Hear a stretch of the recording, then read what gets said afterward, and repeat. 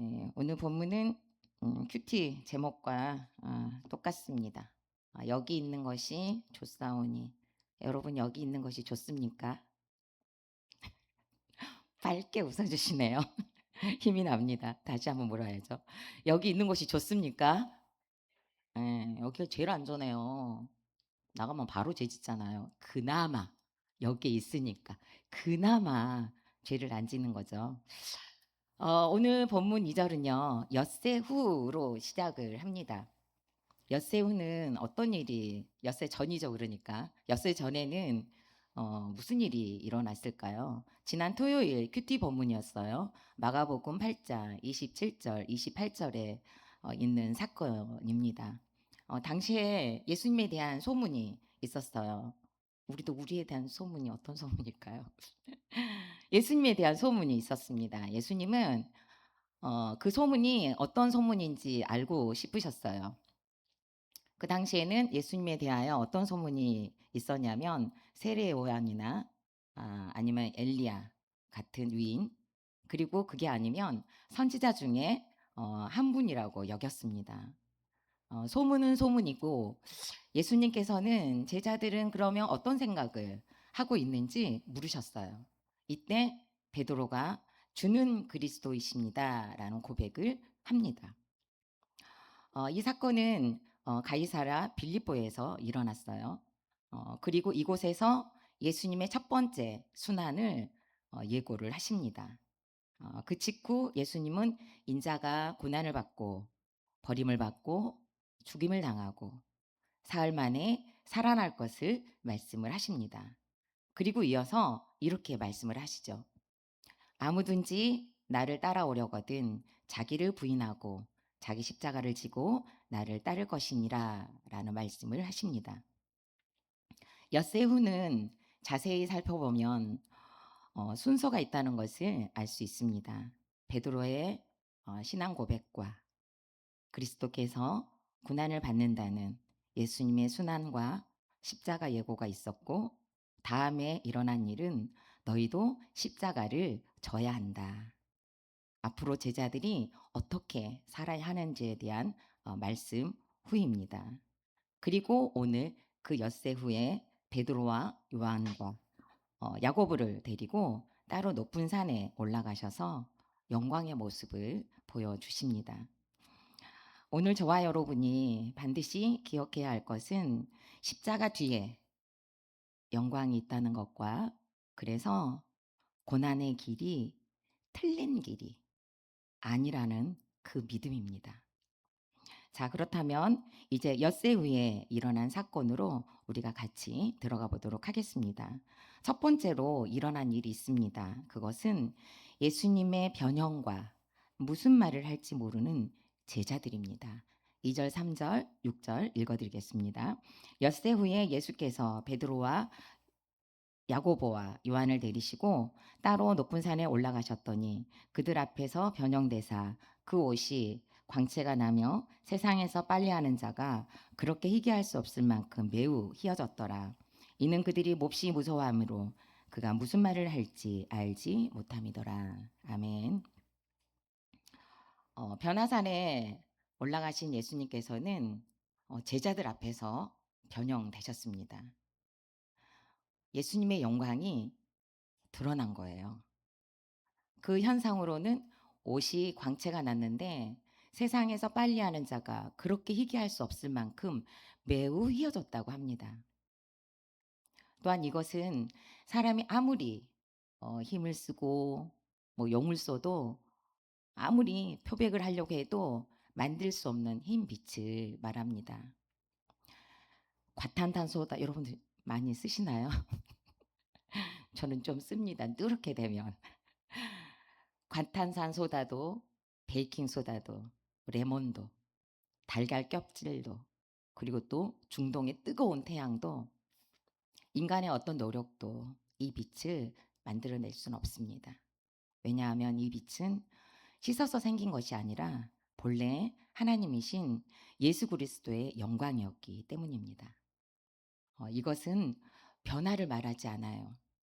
본질이 바뀌었다는 것이 아니라 그동안 감추어졌던 그리스도의 영광이 드러난 것을 의미합니다.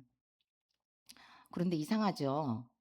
예수님은 분명해지고 계시고 가려졌던 영광까지도 드러나시는 것으로 변형이 되셨는데 제자들의 상황은 전혀 다릅니다.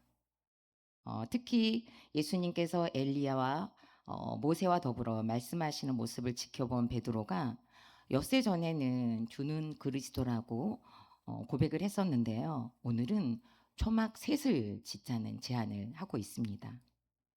이 상황을 마가는 표현하기를 그가 무슨 말을 할지 알지 못합니다라고 표현을 했습니다.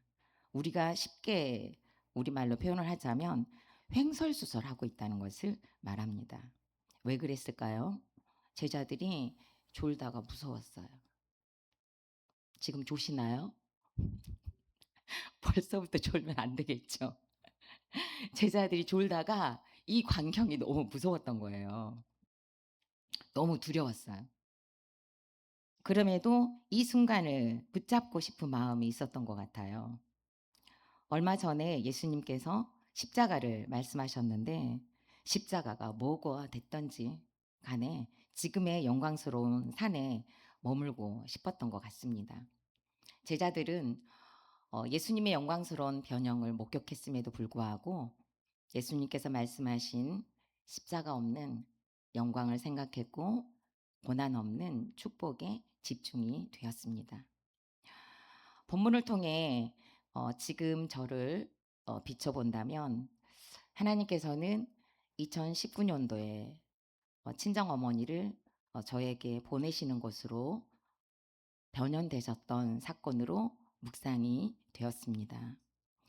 아프지 않으셨더라면 절대로 저희 집에 오실 분이 아니었습니다. 그러나 수술을 하시고 집으로 돌아가실 수 없으셔서 어느 날 갑자기 저희 집으로 오셨습니다.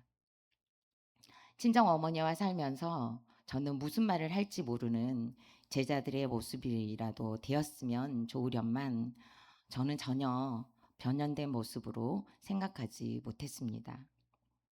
또한 마가복음 36절과 37절에서는요.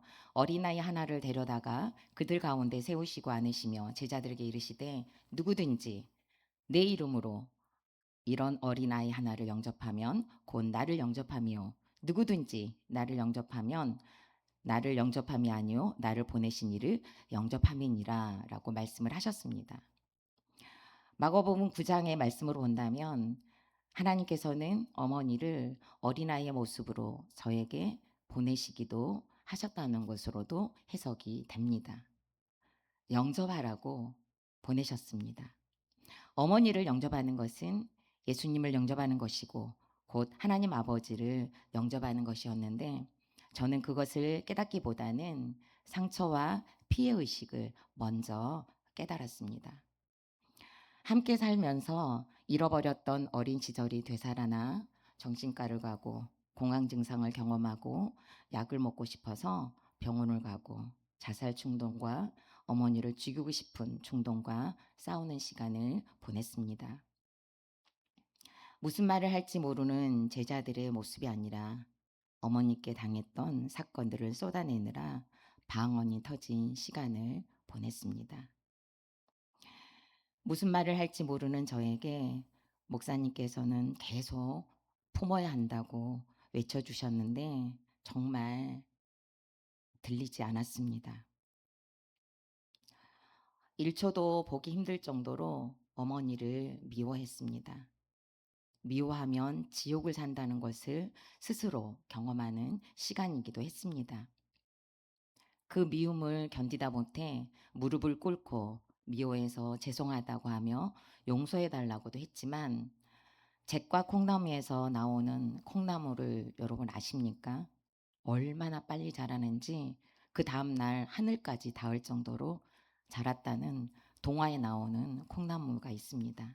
그런데 제가 바로 그 미움의 콩나무가 그렇게 자라는 것을 보며 비참하기도 했습니다. 지난 1월 26일에 걸어서 입원하신 어머니께서는 지금 중환자실에 계십니다. 병원에서는 일주일 만에 건강이 회복되었으니 퇴원하라는 의사 처방이 있었습니다. 그런데 어머니께서 일주일만 더 쉬고 퇴원하겠다고 하셨는데 바로 그 다음날 담낭에 문제가 생겨 음식을 드시지 못하면서 선망 증상을 동반하셨습니다. 주일학교에서는 우리 도원이가 입원한 엄마를 일주일에 5번 면회를 가라고 처방을 했었습니다. 아이의 처방이 아니라 하나님의 처방으로 들렸습니다. 중간중간 공동체에서 면회로 오셔서 만나주셨고 목사님과 사모님의 신방을 받으시며 너무 좋았다고 하셨습니다. 목사님께서 만나고 간 그 다음 날에는 목사님이 너무너무 보고 싶었는데 목사님을 봐서 너무 좋다고 하셨습니다. 명절에는 의식을 잃으셔서 가족들이 당황했고 다급한 의료진들은 연명치료에 대한 동의서 작성을 요구하기도 했습니다. 그러다가 그 다음날 너무도 멀쩡하게 앉아서 자녀들과 손주들을 모두 알아보고 대화를 나누셨습니다. 지금 생각해보면 그 며칠이 가장 의식이 뚜렷했던 시간이었습니다. 공동체에 처방이 있어서 시간만 되면 면회를 갔습니다. 아프고 병들어 누워있는 어머니를 보고서야 무슨 말을 할지 몰랐던 저에게 할 말을 할 수 있는 시간을 주셨던 것 같습니다. 선망 중에 어머니께서는 강하게 보았던 장면이 있었던 것 같습니다. 그 장면에는 제가 있었습니다. 제가 너무 아파서 울고 있는 장면이었는지 동생들에게 계속 누나가 너무 많이 아파서 울고 있다고 했고 올케에게도 그 말을 했고 밤늦게 면회를 간 저희 아들에게도 엄마가 지금 너무 아프니까 빨리 집에 가라고 했다고 했습니다. 저는 그 이야기를 듣고 어릴 때 제가 많이 울었던 생각이 났습니다. 그래서 어머니께 그때 이야기를 했습니다. 엄마가 밥을 먹을 때마다 야단을 너무 많이 쳐서 밥을 먹다 말고 화장실에 가서 참 많이 울었다고 했습니다. 기력 있을 때는 단 한 번도 인정해 주지 않으셨었는데 그날 처음으로 저에게 내가 어째 그랬을까나 라는 말씀을 해주셨는데 너무 큰 위로가 되었습니다.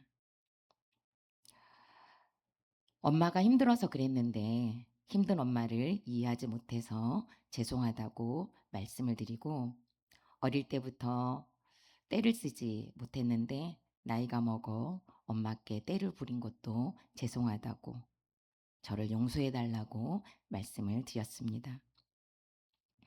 그리고 그때의 엄마를 용서한다고도 말씀을 드리고 제 기억으로는 처음으로 어머니의 가슴팍에 엎드려 어머니도 저도 펑펑 울었습니다. 건강했을 때 무슨 말을 할지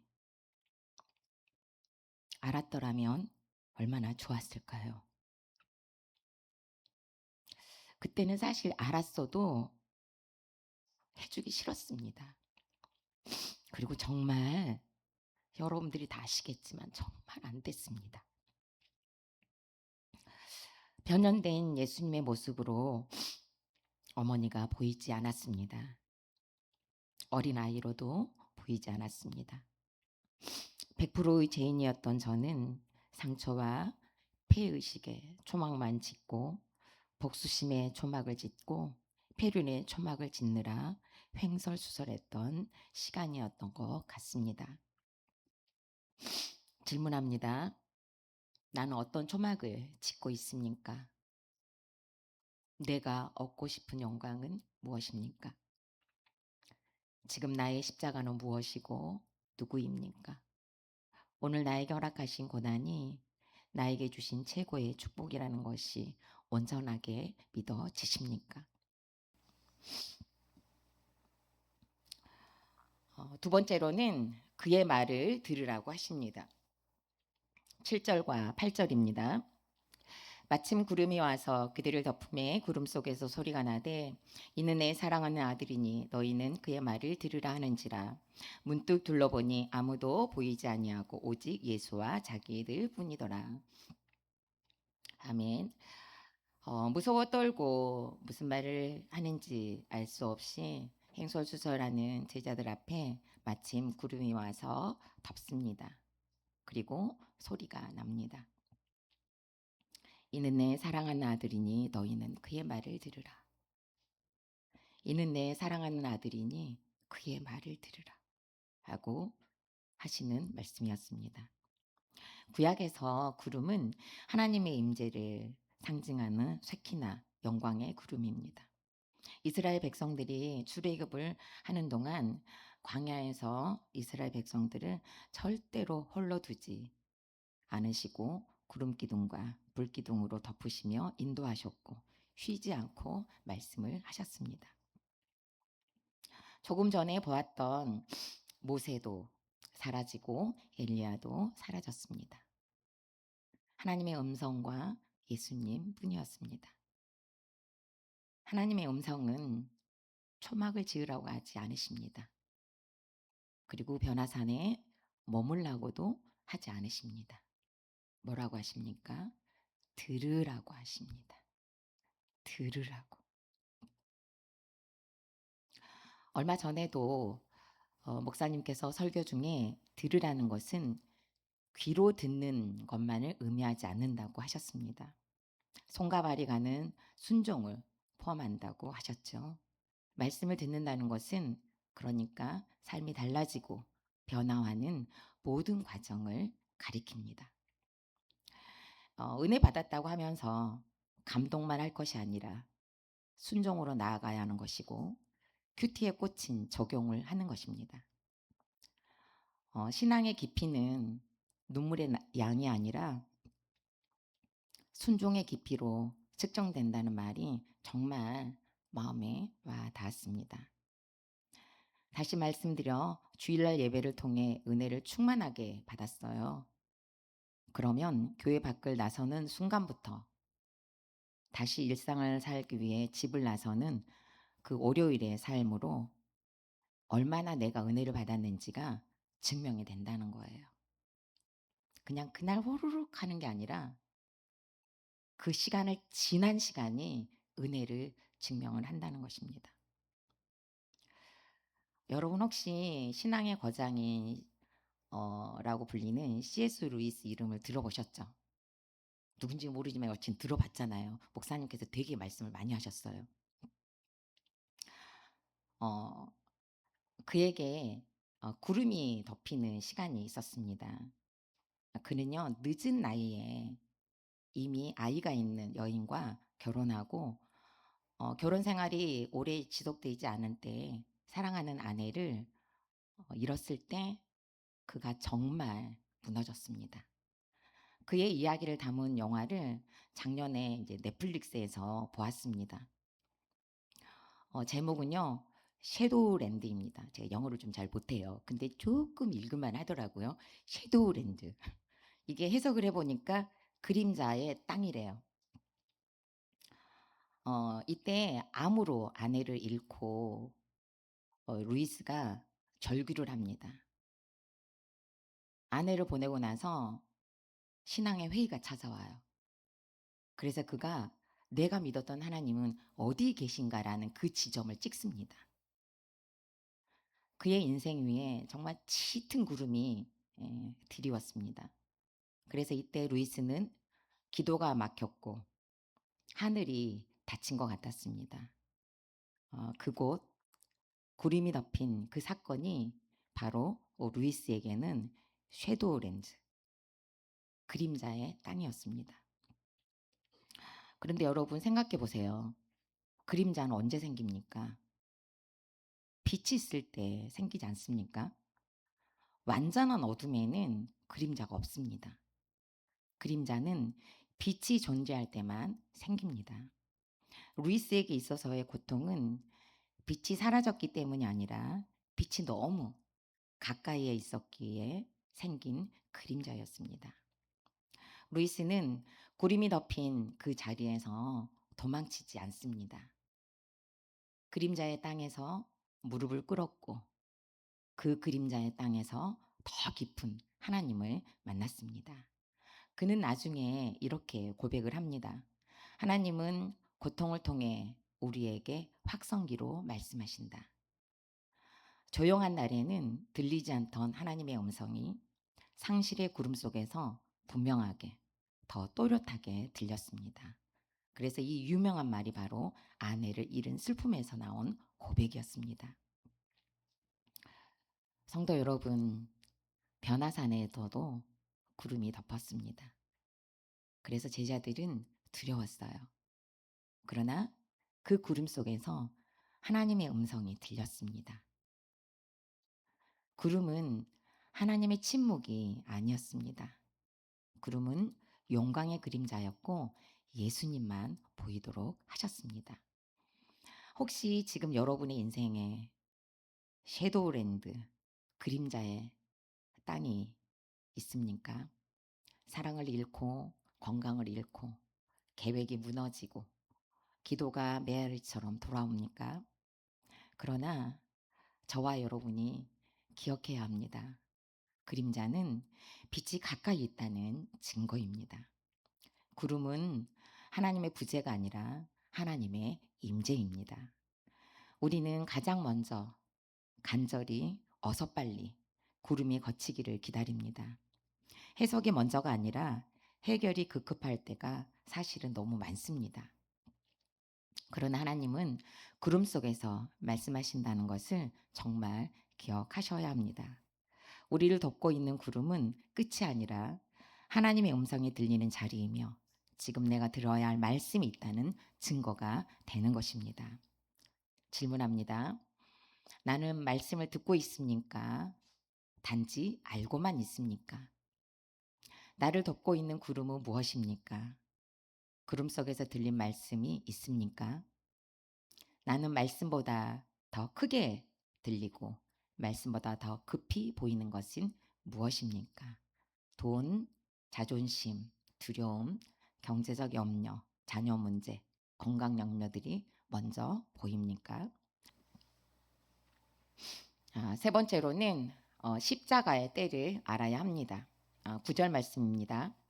그들이 산에서 내려올 때 예수께서 경고하시되 인자가 죽은 자 가운데서 살아날 때까지 본 것을 아무에게도 이르지 말라 하시니 아멘. 산 위의 영광은 정말 사실이었습니다. 한 번도 보지 못했지만 정말 사실이고 진짜였어요. 거짓이 아니었습니다. 그러나 아직은 공적으로 선포할 때가 아니었죠. 예수님은 내려가시면서 인자가 죽은 자 가운데서 살아날 때까지 이 일을 아무에게도 이르지 말라고 경고를 하십니다. 왜 침묵하라고 하실까요? 아직 십자가가 남아있기 때문입니다. 여기서 우리는 때라는 개념에 눈이 멈춰집니다. 성경에는 두 가지 때가 있습니다. 흘러가는 시간, 그냥 보통의 우리에게 모든 사람들에게 그냥 주어지는 그 때가 크로노스 때가 있고요. 그 다음에 구원의 때, 바로 카이로스의 때가 있습니다. 지금 예수님께서는 십자가의 카이로스가 아직 도래하지 않았기 때문에 제자들에게 이 말씀을 하신 것입니다. 오늘 본문에는 나오지 않았지만 그 다음 날인 월요일 본문에는요. 베드로는 머물고 싶어 했지만 예수님은 내려가셨습니다. 왜 내려가셨을까요? 산 아래에는 귀신 들린 아이가 있었고 그리고 그 아이 때문에 고통받는 아버지가 있었습니다. 그리고 사명이 기다리고 있었습니다. 그리스도의 영광은 머물기 위한 것이 아니라 순종으로 내려가기 위한 준비였던 것입니다. 말씀을 듣는 사람은 결국 때를 분별하게 됩니다. 말씀을 듣지 않으면 조급해집니다. 또한 듣지 않으면 지금이 붙잡을 때인지 놓을 때인지 알지 못합니다. 듣는 사람만이 하나님의 카이로스의 때를 알 수 있습니다. 그리고 큐티를 하는 사람만이 그 때를 발견합니다. 그래서 변화산의 메시지는 이렇게 완성됩니다. 먼저 영광을 보게 하시고, 그 다음 말씀을 듣게 하시고, 결국 때를 따라 내려가게 하십니다. 신앙은 머무는 능력이 아니라 내려가는 순종입니다. 지금 여러분은 머물 때입니까? 내려갈 때입니까? 그리고 지금 말할 때입니까? 침묵할 때입니까? 하나님의 카이로스를 아는 사람은 영광에 취하지 않고 사망을 향해 걸어갑니다. 이것이 성숙한 신앙이고 거룩의 과정입니다. 저는 지금 친정어머니께서 중환자실에 계시는 시점에서 십자가의 때를 안다는 것이 무엇일까를 묵상했습니다. 그동안 십자가를 지지 못했던 시간들을 회개해야 될 것 같습니다. 엄마를 엄마로 보지 않았던 시간, 옳고 그름으로 무시했던 시간, 하나님께서 회개하고 적용하라고 주신 시간을 너무 많이 흘려보내버린 것을 정말 회개합니다. 어머니와 살면서 사실상 경제적인 도움을 많이 받았습니다. 동생이 어머니를 모신다고 냉난방비를 보내주었고, 동생이 보내준 어머니의 노령연금과 장애연금, 국민연금을 가지고 어머니의 투석비와 부식비를 편하게 사용할 수 있었습니다. 어머니께서 지난달에 입원하심과 동시에 동생의 카드에 들어있는 돈을 만지지 않으니까 당장 가계부에 타격이 오는 것을 보고 있습니다. 그동안에도 펑펑 쓸 가게는 아니었지만 이제는 어쩌면 허리띠를 졸라매는 십자가 지는 때가 기다리고 있는지도 모릅니다. 오늘 설교를 준비하면서 어머니와 사는 동안 그나마 경제적으로 풍요로웠음을 깨닫습니다. 그리고 감사하지 못했던 것도 깨닫습니다. 어제는 중환자실에서 면담을 요청해 왔습니다. 염증 수치가 높아졌는데 폐렴 초기 수치라고 했습니다. 목사님께만 알려드리고 면회를 가는 길이었는데 담임 목사님께서 이렇게 답을 주셨습니다. 의식이 없어도 청력은 살아있다고 하니까 복음을 전하시고 사랑한다고 말해주시면 좋겠네요. 라고 하셨습니다. 오늘 설교 준비를 해야 해서 사실상 마음이 조급한 상태라 마음에서는 면회를 미뤘었습니다. 그런데 그러면 안 될 것 같아서 오늘 다녀왔습니다. 10분의 시간인데 한 명만 가능하더라고요. 어머니께서 투석을 마치고 중환자실로 들어가는 시간에는 동생이 엄마를 보고 중환자실로 들어가서는 제가 면회를 했습니다.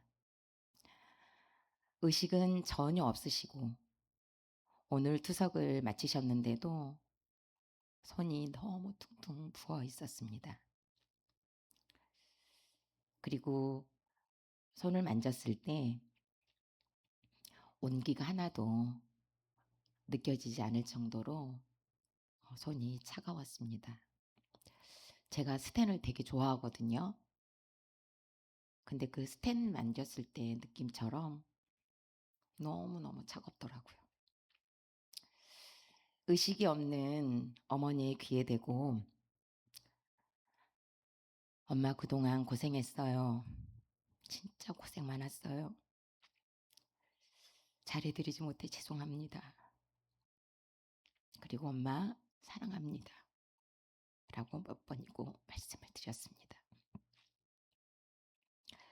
그동안 너무 많은 시간을 놓쳤기에 이때라도 놓치고 싶지 않았습니다. 하나님께서는 저희 가정에 어머니의 문제를 어떻게 펼치실지 지금은 알 수 없습니다. 하지만 십자가의 때를 기억하는 제가 되고 가족이 되기를 기도하면서 말씀을 붙잡으려고 합니다. 주님은 때를 따라 저를 훈련하시며 끝까지 포기하지 않으실 것을 저는 믿고 신뢰합니다. 그리고 여러분도 하나님은 절대로 포기하지 않으실 겁니다.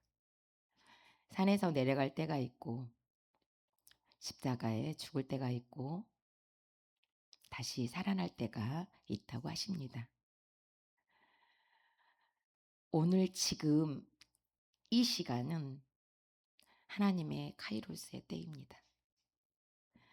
오늘 이 시간은 여러분 장담컨대 절대로 다시 되돌아오지 않습니다. 지금 이 시간은 주신 은혜를 받을 때이고 그리고 회개할 때이고 그리고 부르짖을 때입니다. 이 때를 주신 하나님께 감사하며 지금 할 수 있는 것을 하는 저와 여러분이 되시기를 바랍니다. 이때에 순종하다 보면 살아날 때, 부활할 때가 있을 것이고 그 시간을 하나님께서는 우리들에게 꼭 만나게 하실 것입니다. 질문합니다. 지금 내가 순종으로 내려가야 할 곳은 어디입니까? 아직 때가 이르지 않아 기다려야 할 문제와 사건이 있습니까? 나의 십자가를 알고 버리지 않고 지고 가는 때를 놓치지 않는 저와 여러분이 되시기를 바랍니다. 살아계신 하나님 아버지 감사합니다. 예수님의 변형을 보고 무슨 말을 할지 모르는 제자가 있었습니다. 무섭고 두려워 행설주설 했는데 예수님의 변형된 모습으로 명확한 모습으로 보내신 친정어머니를 저는 알아보지 못했습니다. 무슨 말이라도 해야 했는데 입을 닫고 마음을 닫았던 사랑이라고는 일도 없는 악하고 독한 딸이었습니다. 허락하신 모든 사건에서 그의 말을 듣는 하늘가족 공동체가 되게 하여 주시옵소서. 각종 구름이 덮여 옴짝달싹 없는 그 환경에 있을지라도 그곳이 바로 주님의 말씀을 들을 장소라는 것을 신뢰하고 믿게 하셔서 말씀을 붙들고 외치시는 그 말씀을 잘 들을 수 있도록 주님 은혜를 더하여 주시옵소서. 각종 세상의 소리에 귀를 기울일 것이 아니라 가장 먼저 말씀이 들리는 은혜를 주시옵소서. 예배 시간마다 말씀이 들리게 하시고 큐티를 열 때마다 말씀이 보이게 하시고 지체들의 나눔을 통해서도 그들의 삶을 통해서도 말씀으로 들리게 하여 주시옵소서. 십자가의 때를 아는 지혜를 주시옵소서. 내려갈 때를 알고 순종할 힘을 주시옵소서. 사명을 알고 그 순종할 은혜도 주시옵소서. 내게 주신 십자가가 무엇인지 알 수 있도록 분별의 은혜도 주시옵시고 죽어야 할 때 죽게 하시고 섬겨야 할 때 섬기게 하시며 나눠야 할 때 나누게 하시고 침묵해야 할 때 구원을 위해 침묵하고 구원을 위해 외쳐야 할 때를 분별할 수 있는 은혜도 주시옵소서. 거룩을 위해 이때에 순종한다면 살아날 부활의 때가 있다고 말씀하셨으니 주님 그 소망을 이 시간 붙들게 하여 주시옵소서. 고난 너머에 십자가 너머에 있는 부활을 붙드는 여기 모인 모든 주의 백성들이 다 될 줄로 믿습니다. 예수 그리스도의 이름으로 기도드립니다. 아멘.